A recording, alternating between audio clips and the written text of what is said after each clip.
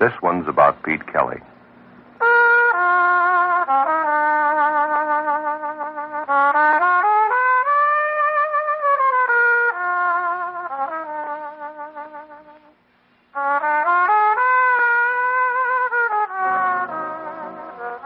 It's about the world he goes around in. It's about the big music and the big trouble and the big 20s. So when they ask you, tell them this one's about the blues. Pete Kelly's blues. Pete Kelly's Blues, starring Jack Webb, with story by Jim Moser and music by Dick Cathcart.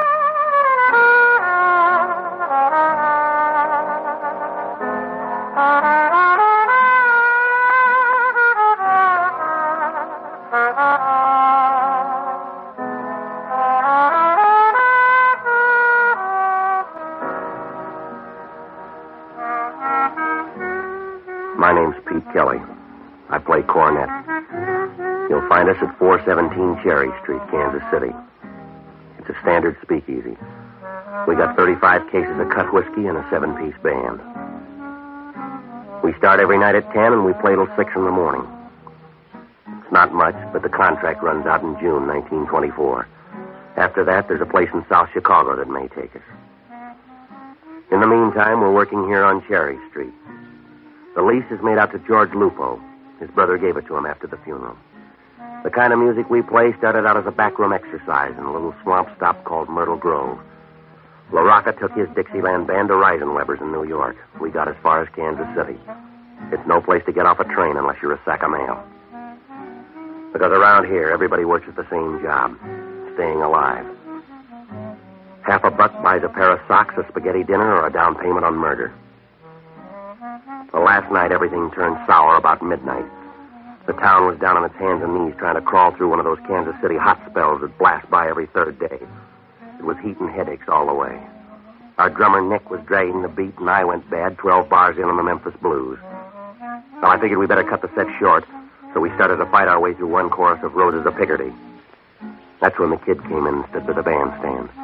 He was tall enough to see over a quart of milk with a face the size of a minute and just about as young.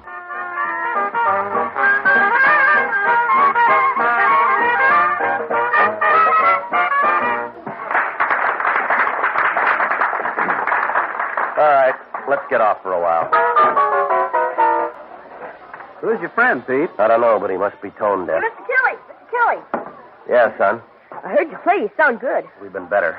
What's on your mind? Father Cronin sent me to see you. Are you doing a little missionary work? Oh, no, sir, nothing like that. I'm an altar boy over there. Father calls me Little Jake. We sure got you working the late shift. I've been trying to get a hold of you all day. Father wants a favor. We'll make it a small one. I'm all out of the big one. And he just wanted to know if you could come by St. Timothy's and see him. He said tomorrow morning right after the 9 o'clock. Okay. Tell him he keeps terrible hours. I'll be there. Thanks, Mr. Kelly. Pete Kelly? Yeah, that's right. Tell the kid goodbye. He knows his way out. Should I go, Mr. Kelly? Beat it, kid. Yes, sir. Goodbye, Mr. Kelly. Yeah, goodbye, Jake. You got someplace private? We'd like to talk. This is my office. Now listen hard, Bright Eyes. There's enough gun in this coat to blow you right through the wall. I'll take your word for it. We coming in nice and you get funny mouth. Now you got someplace we can talk? I can't leave. I got to do a number. Do it. We'll be right here about 10 feet from your stomach. Yeah. All right. Let's go. You look sick, Pete. What's the matter? I feel fine. Who's sorry now? Everybody ready? Let's go.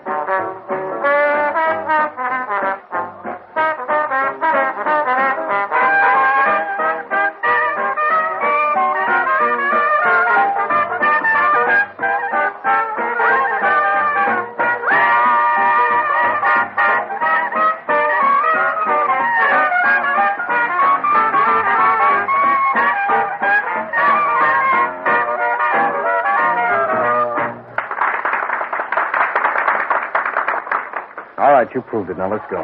Yeah. Keep them going, Red. How many shall we do, Pete? If this works out, about 10 minutes worth. Let's go.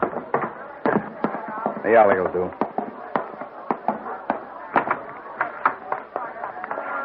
We need a favor, Kelly. Yeah, there's a run on them tonight. Give me the envelope, Dix. Yeah. You got an inside coat pocket, Kelly? Come on. Either throw or pass the dice. Hold him, Dix.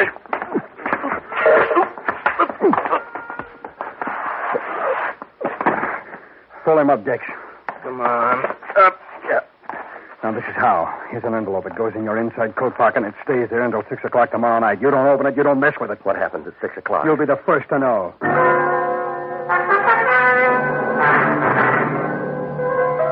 Well, I stood there in the alley and watched them walk away. Inside, Lupo was blowing up a storm. Something about paying for a 7-piece band and only having 6. Well, it wasn't worth trying to get back on the stand. I got a cab and went up to my room. I tried to get to sleep. It was no good. I got up. I was sick to my stomach.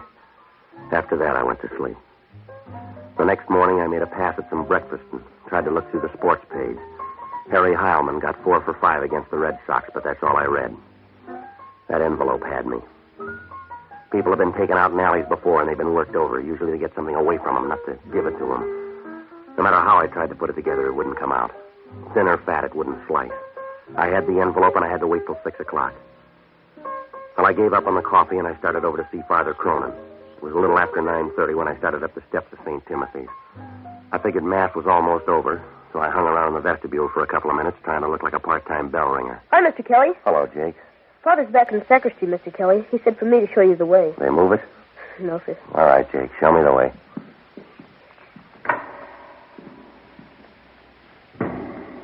This way, Mr. Kelly. Down this aisle.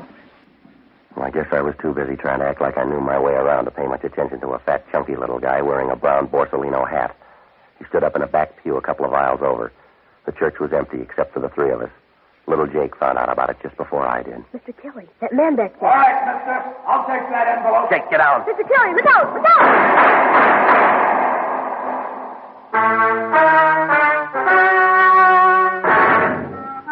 Well, in Kansas City, you learn early to look for trouble. Any place, any time. But this is the first time it caught up with me in the middle of a church. The last 3 shots were a waste of money. Jake went down like young wheat in a hailstorm. When I grabbed for him, I hit my head in the base of a marble pillar. I lost the edge right there. By the time I hit the street, he was gone. I guess I covered every alley and street in the neighborhood. But it was like trying to wash a pail of dirty water. I don't know how much later it was when I stopped for a minute in an empty doorway and tried to remember what I was chasing.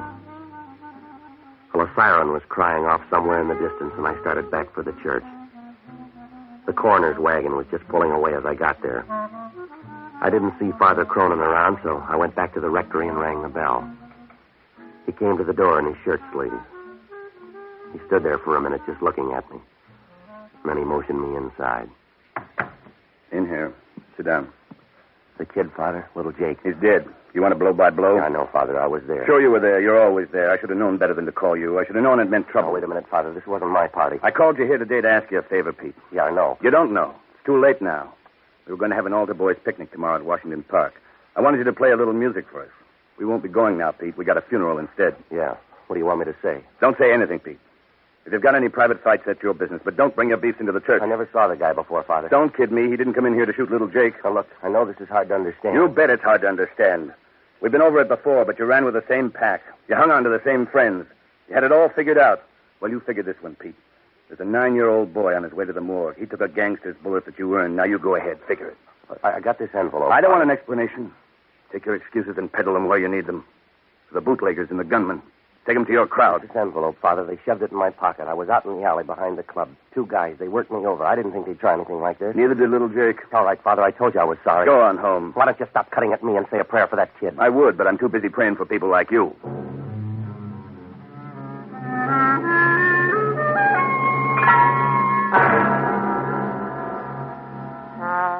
Well, you couldn't blame him. How do you explain away a dead kid lying in front of an altar rail? All I could offer was a 2-cent envelope in my coat pocket and a wild night in an alley. I started to walk back to my room. I tried to paste up some kind of an answer, but I got nothing. I was halfway home when the last breeze left town and went someplace to cool off. My clothes were soaking wet, and I decided to take a cab the rest of the way. I reached in my pocket, and all I had was 23 cents, so I kept walking. Sunday morning's the same in any town. Empty streets and everybody home trading the comic section and living off a Saturday night. You could live here all your life, and on Sunday morning you just got in town. It was about noon when I got to my hotel. I went up to the second floor and unlocked my door. They were sitting on the bed.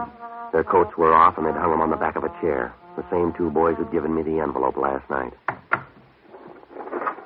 Got a real hot room here, Kelly. You ought to move off this cord. Yeah, next time I'll get twin beds. Is everything all right with that envelope? It made a murder, mister. You take it. Put it back in your pocket. Now get this, both of you. There's a lot of something wrong here. I've had my turn. You find yourself another fall guy. There's a lot of inside coat pockets in this town. Look for a new one. We like yours, and that's where it's going to stay. Now, you don't listen good. Me and Dex put it out last night, and you didn't pick up on it. We got you on board, and we'll tell you when to get off. 6 o'clock, boy. How long do you think this jag will last? Look, I'm cashing in. I've had enough. What were you doing this morning, trying to pray your way out? The priest wanted a favor. I got it, Lon. Yeah. Yeah, he's in. No, he's busy. Room 205. Sure, come on up. Benny. You went for it, huh? On his way up. We're going to stay a while, Kelly. Well, there's only 3 chairs. I'll make it easy for you. Stay put, mister. No, he's your friend. I'm checking out. First time you've been right.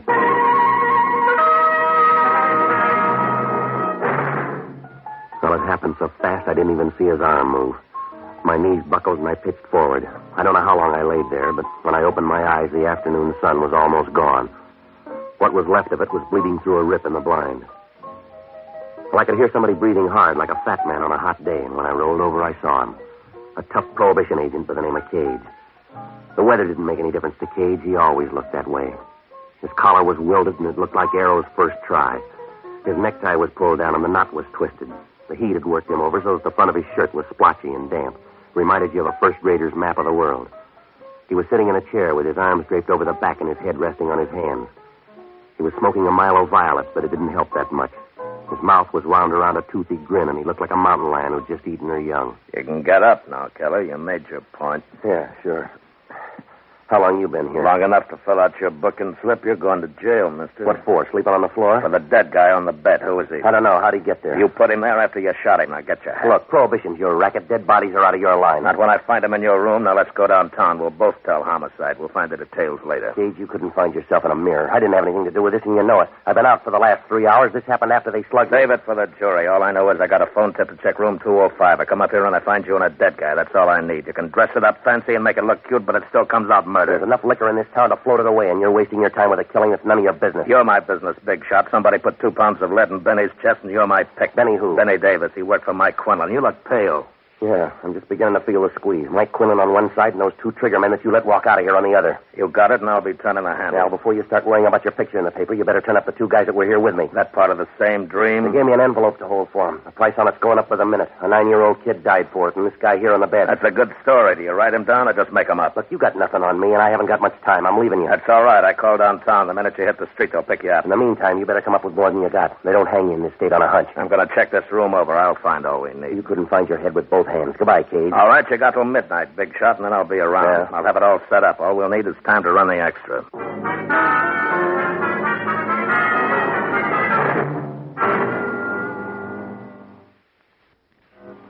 Well, I could have used a cold shower, but with Cage there, I didn't have the room to dry off. I went down the hall and headed down the back stairs. I figured even if Cage was right about calling downtown, I might have an edge if I moved fast enough. The sun was on the downgrade, but it didn't make any difference. It'd done a good job all day, and the heat was boiling up out of the ground. Well, if I was going to come out at all, I had to have some help. So I started to look for the only honest guy I know, an ex-bootlegger by the name of Barney Ricketts.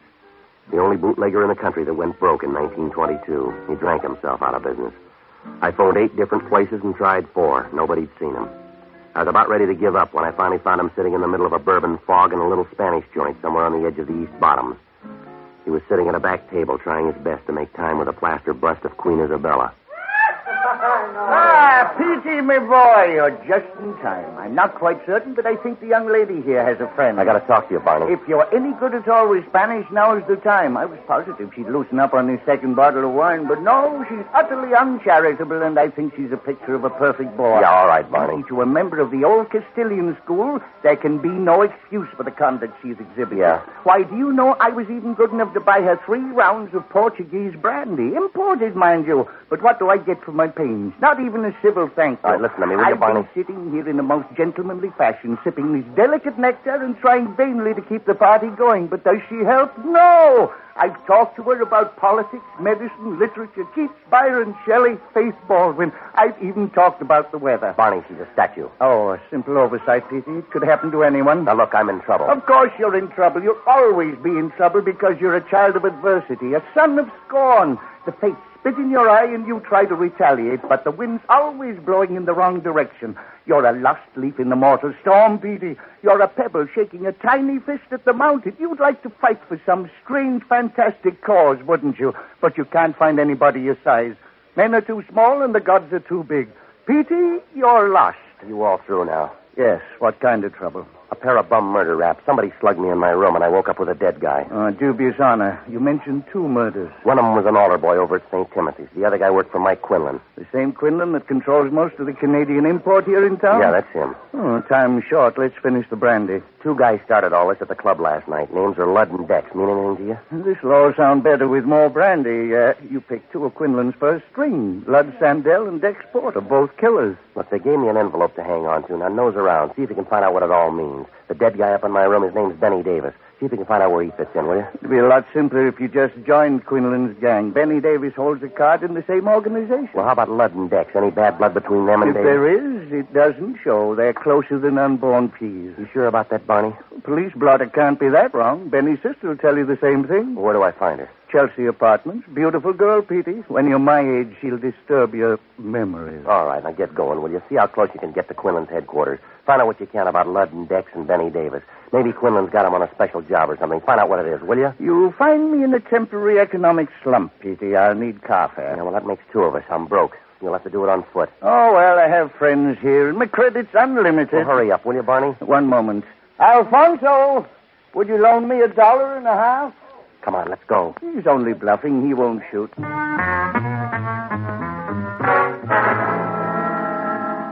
Well, Barney headed down toward Bale Street from Mike Quinlan's place, and I started across town for the North End and the Chelsea Apartments.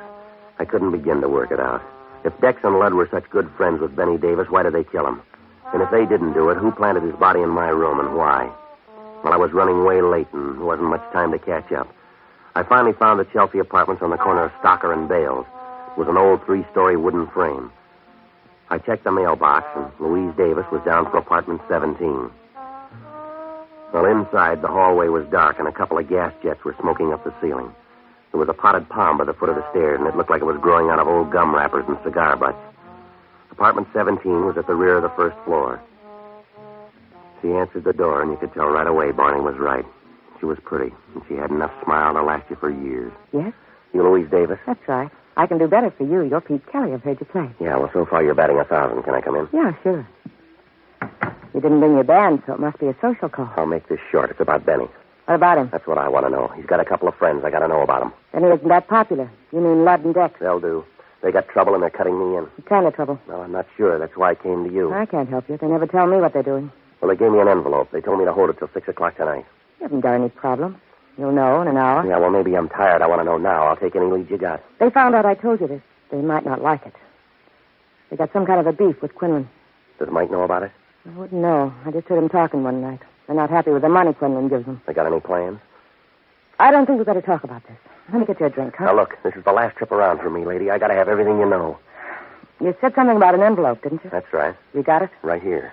If you open it, you'll understand everything. Well, they gave it to me sealed. They want it back the same way. If you want to be around to give it back, you'd better open it. You got a guarantee handy? All I know is the 3 of them are working on something big. I don't know what it is, but I heard some talk about an envelope. It's your choice. You asked for a lead and you got it. Yeah, we'll hold hands when they cut me down. You got to let her open it? Pete, look out!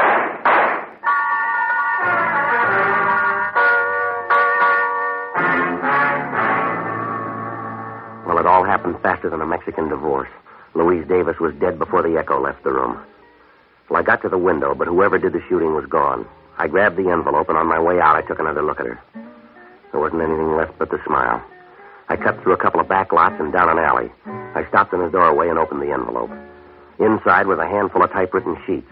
Looked like a lot of headache for 5 pieces of paper. And then the bell rang. 2 of them were consignment slips for 8,000 gallons of high-grade Canadian whiskey. The other 3 slips were detailed breakdowns for a convoy of trucks. They showed special truck routes over the Canadian border into the States to miss the hijackers and the prohibition agents. They showed a day-by-day schedule for each truck on its trip down from the border. Well, it's not too tough to hijack a load of booze, but when you got it laid out right down to the time, the place, and how many bottles, it's like money in the bank. Well, I knew right then why the envelope meant so much to Ludd and Dex. What I couldn't understand was where they got it. Why they gave it to me to hang on to. Well, maybe they were working for Quinlan, but why didn't he have the papers, and why weren't they in his safe? Mike had a big one. Well, the questions were still piling up. There was an outside chance, but I couldn't stand still, so I crossed over to the Kansas side and headed down Boulder Road to Fat Annie's place. Maggie Jackson did 2 things good. She sang the blues better than the guy who wrote them, and she could pick up an idle rumor at 3 miles. Hi, Pete. Maggie, what do you know? I knew you'd be here tonight. You always come in together. Trouble and Pete Kelly. Yeah, I know. I never come around except when I need something. As long as I have it to give, you got it. It's Mike Quinlan this time, ain't it? Well, that's part of it. I'm in it up to my ears. You got an envelope, I heard. Yeah? Mike Quinlan and some of his boys have been here about an hour ago. They tore the paper off the walls looking for you and Dex and Ludd. Dex and Ludd? Mike wants all 3 of you. Yeah, anything else? No. Bonnie Ricketts called for you. Did he leave a number? He's still waiting on the phone. I took the call. He said you'd end up here, so he just hung on. Well, I'll get it right now. Yeah, the boss is kind of mad. The phone's been tied up for 2 hours. All right, thanks, Maggie. Sure, and good luck, Pete. Hello, Barney? There you are, Petey. That'll be $1.25 for another 3 minutes. Yes, all right, operator. Alfonso, 5 more quarters, please. No, the quarters. Just a minute, Petey. Alfonso doesn't know the quarters from the house. Yeah, well, hurry up. That's right. Thank you. Now then, Pete. No, Alfonso, no more money for the moment. What's going on, Barney? Where are you? Fort Madison, Iowa. I'm troubleshooting for you, Pete. Well, what'd you find out? It's a double cross. Mike Quinlan's involved in one of the biggest deals of his career, and Benny Davis, along with Dex and Ludd, stole the consignment papers. Yeah, I know. That's what's in the envelope. You better get them back to Quinlan. I understand he's been tearing up the town for him. Well, what do I do about Dex and Ludd? Yes, you might easily end up like Benny Davis. Seems Ludd and Dex didn't want to split it 3 ways, so they killed him. You sure about all this? That's why I'm up here in Iowa. I suggest that you join us. No, I'll see you when you get back. It's been a gay, mad world, Petey. We drove 60 miles an hour all the way up here. Yeah? Alfonso's drunk. He thinks the phone's a slot machine. He's waiting for the payoff.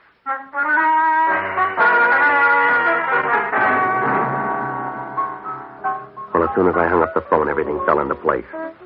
I had one big worry, to get back to the club and unload those papers before Quinlan caught up with me. Well, almost everything made sense now, except the killing of Louise Davis, Benny's sister.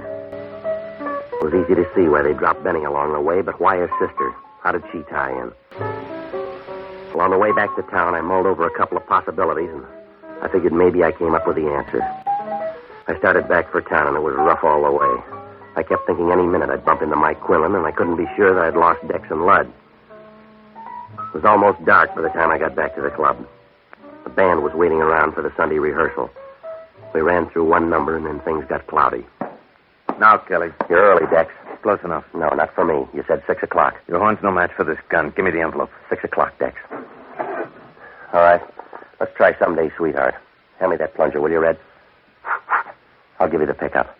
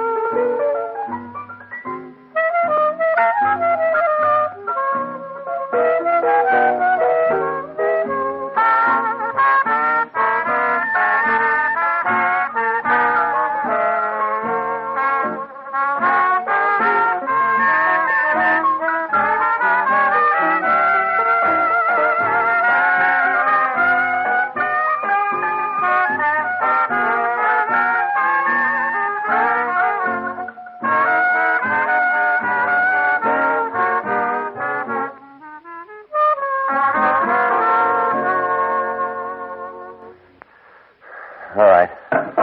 You can pack up. I'll see you at 10.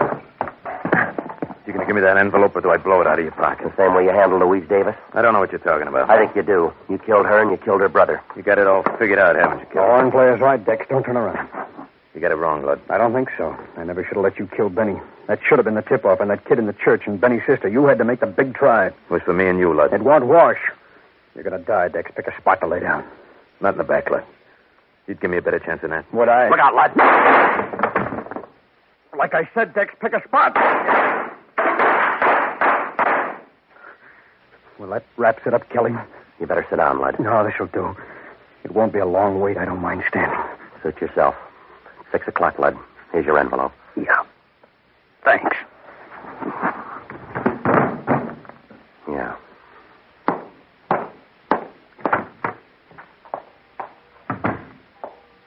Hello, Pete. Hi, Father. Just going to stop by. I heard the gunshots. I knew you'd be around. Well, let me tell you again, Father. I'm sorry about Jake. I don't know what else to say. I'm just sorry. I believe you. We'll have the funeral for little Jake tomorrow. Maybe you want to stop by. Yeah. Some things never figure.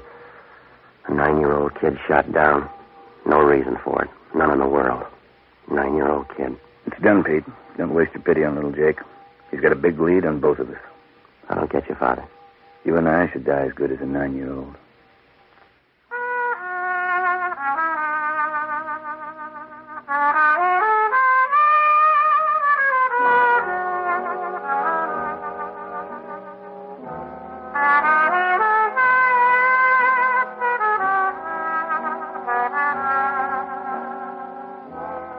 Pete Kelly's Blues, starring Jack Webb, with story by Jim Moser and music by Dick Cathcart.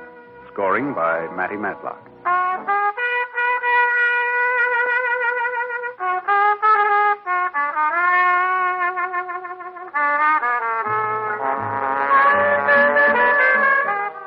The music of Pete Kelly's Big Seven consists of Dick Cathcart on cornet, Matty Matlock on clarinet, Nick Patul on drums, Ray Sherman on piano, George Van Epps on guitar, Judd Donat on bass, Mo Schneider on trombone.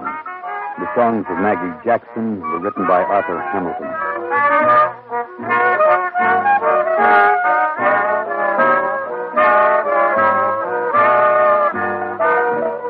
Pete Kelly's Blues is a presentation of the United States Armed Forces Radio Service.